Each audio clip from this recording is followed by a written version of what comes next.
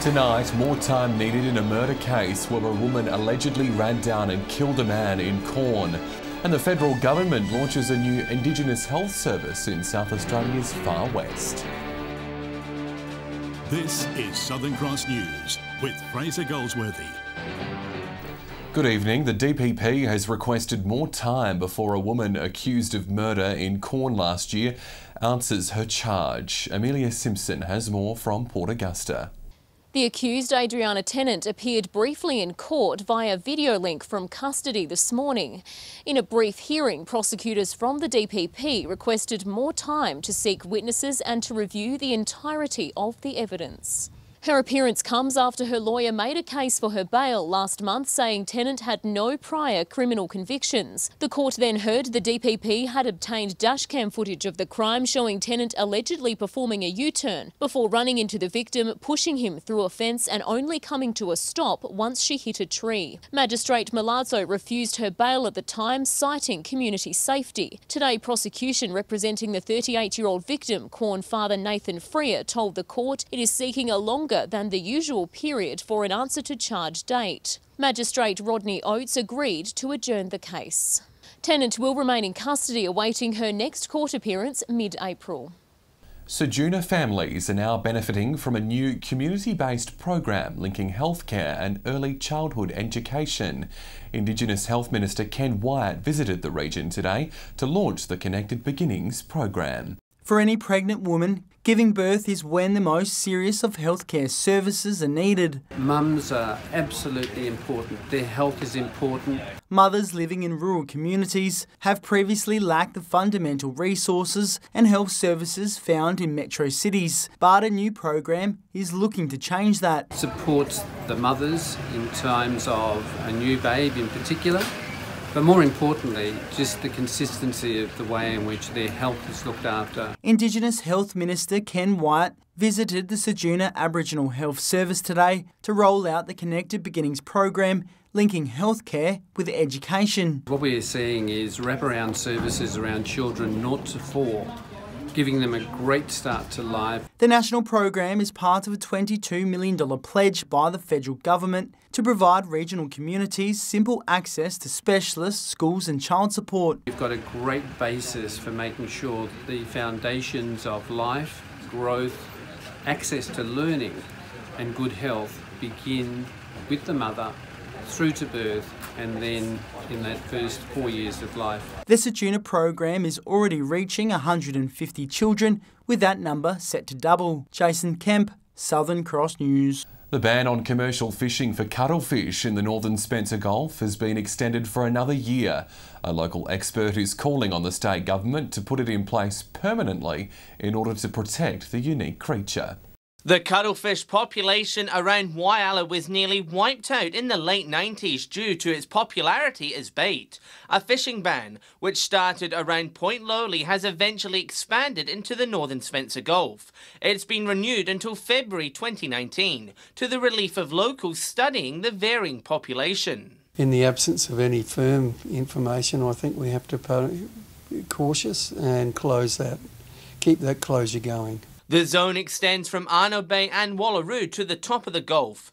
PIRSA has renewed it each year as a temporary measure, but experts are calling for permanency. I think the aggregation is that important and that good that would make really great sense. He fears a temporary solution could translate to the ban being lifted in the future. Back to where we were 3 years ago, where there were so few animals out there that I, for one, certainly thought it was all over. Numbers since 2013 have jumped by nearly 1,000% to the amazement of scientists who feared they were heading for elimination. Benefit for the community here, work and tourism, I think, is unlimited. PIRSA has confirmed fishers are still able to fish for octopus and other squid.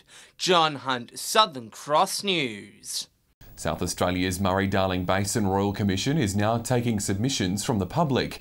Broken Hill water activists say they'll be strong voices during the probe. Ready to give their 2 cents. We'll be putting in our own submission. South Australia's Royal Commission will aim to put the effectiveness and operations of the Murray-Darling Basin Plan under the microscope. Activists say they'll have plenty to talk about. What's required to fix the Darling River, what's required to fix the Menindee Lakes, and what happened in both 2003 and 2008 where too much water was released, and as it is happening again now in 2017-18. Mr Kennedy says it's great to see South Australia leading the way by setting up the Royal Commission, saying he's disappointed with his home state. New South Wales, I'd say without a doubt, doesn't really want to know what's happening in the upper part of the Darling River. Allegations of water mismanagement, illegal pumping, meter tampering and illegal dams on Crown land continue to haunt the state government and current Water Minister Niall Blair. Mr Kennedy says the Darling River Action Group will make their submission before the April 30 deadline. It's already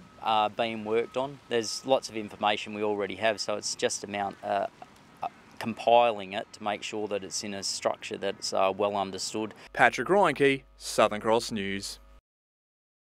Still to come on Southern Cross News, outdated signage across the Eyre Peninsula set to be upgraded in the latest tourism boost. Details next. Two proposed pumped hydro projects in our region have shared in $1 million worth of federal government funding. An Energy Australia project at Coltana and a GFG Alliance proposal in the Middleback Ranges will each receive $500,000. It'll go towards research and feasibility study projects. The Commonwealth's commitment adds to funding from the state government. In the latest chapter in the nuclear waste debate, Kimba residents are being invited to discuss the benefits of a radioactive waste dump in their town. It's the second invitation by the department responsible for the proposal, following a similar discussion in Hawker.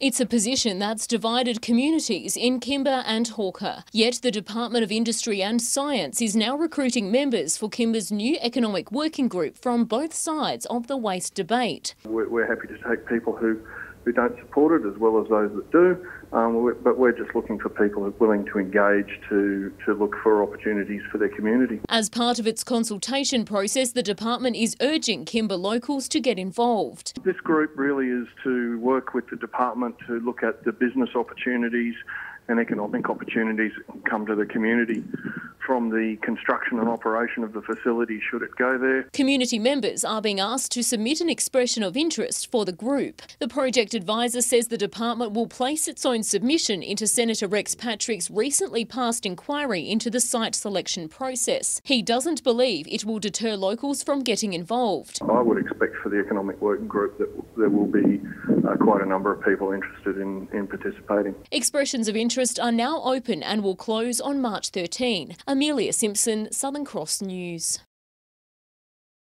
Outdated signage across the EP is set for a complete overhaul as part of the Eyes on Air tourism project. The state government will boost the cause, granting funds to help develop a smartphone app. Tourists driving through the EP could be mistaken for taking a journey back in time. Even Tumby Bay residents would be forgiven for being confused by the title of EP's Gold Coast. We're a world-class destination, and I think we undersell ourselves a little bit. It's signage like this dotted around the region that's gone untouched for decades, until now. We haven't seen investment since the late 80s and early 90s in that basic level infrastructure. Regional Development Australia is giving the eyesore a complete makeover to capitalise on the $500 million tourism market. Seeing how we present ourselves, can our tourists find our iconic locations and really get the most expenditure out of their visits here to the Eyre Peninsula. Travellers today are more tech savvy than ever, with smartphones becoming a personal guide for tourists. With a $20,000 boost from the state government, a new app is in the pipeline to help increase the experience. People come here for that sense of isolation, but they then want to tell their friends and family how great it is, and we need them to do that. So that's why it's really important that we embrace that technology. The Eyes on Air project is expected to be completed over the next 3 years. Jason Kemp, Southern Cross News. Residents in the state's mid-north will soon benefit from another healthcare facility. The doors of the Thrive Health and Fitness Centre are set to open in March. It's a state-of-the-art one-stop shop for allied health in Port Pirie. The $1.5 million project will offer private healthcare services to the wider community. Been successful in getting a $250,000 grant through the Regional Development Fund. In total, $350,000 worth of grant funding thanks to the Upper Spencer Gulf and Outback Futures program and Regional Development Australia. The centre is offering easy access to a wide variety of health services. From physiotherapy through to speech pathology, psychology, occupational therapy, exercise physiology, dietetics, and potentially podiatry. It'll also include a hydrotherapy pool and a large gym. We've got 10 consult rooms, we've got a Pilates studio, a 10 by 4.5 metre hydrotherapy pool. He's got a crane that can lower people into the pool. Hiring 12 new individuals, full-time individuals, with anywhere up to 24 to 30 indirect employment related to this building. With construction underway since June last year, it's hoped the centre will be open for business in a couple of months. We're looking at cleaning up, painting, flooring, and then second fix of all the other bits and pieces. Hopefully up and running by the end of March. Rachel Nell, Southern Cross News. After the break, could the town of Wirrabra soon have its own silo art? Details next. The iconic silos of Wirrabra are set to receive an artistic lick of paint this year. The community has shown its support towards the project, hoping it'll bring a few extra tourism dollars into the small town. It's a community initiative to help brighten up the town. Be a great asset to the town to get people here and showcase a bit of what Wirrabra is about. The town's hoping Juddy Roller, a successful street artist, will colour the walls of the silos following the success of his work in other places. In that $80,000 we've got a quote for the painting and for solar lights, and we're hoping that it'll all be within budget. Council's now turning to the public to have its say on the theme of the painting. The favourites so far include history, farming, forestry and the local community. The CFS, a bit of a tribute to them. Having had the Bangor fire here and just that community spirit that was shown after. To our community and people. There's been a few around Indigenous heritage, lots and lots of different ideas at this stage. It's hoped by creating a visual attraction, the small town will see an influx of visitors. It was inspired by the silos in the other towns, especially the smaller towns. Tourists and travellers and even locals coming to look at the silos we're hoping will be positive. You can have your say on the design until this Friday.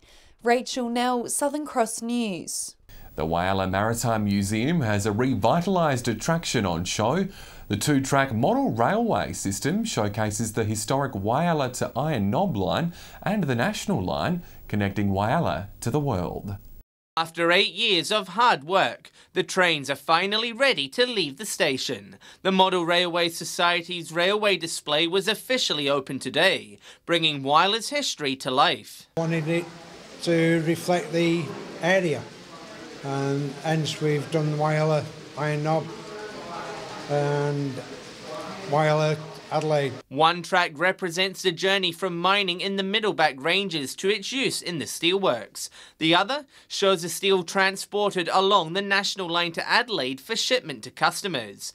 The attention to detail in the artwork is also matched by the electronics that keep it running. It's managed by reed switches and relays. The reed switches operate the relays which change the direction of the trains. The operators of the Whyalla line, Genesee and Wyoming, donated $6,000 in sponsorship.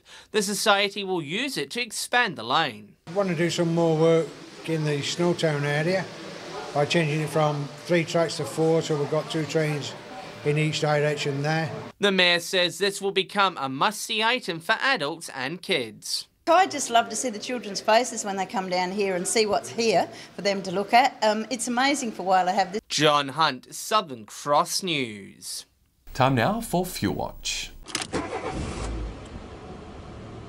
Unleaded prices are down this week, but diesel is on its way back up. If you're looking to fill up, it would be wise, as always, to shop around. Starting with unleaded, and although it's only a small change, Port Lincoln is seeing green. Whyalla is doing a lot better. The Steel City is down a cent and is now on $1.38. Port Augusta is on the same price, not seeing any movement, while Port Pirie is one of the cheapest at $1.35.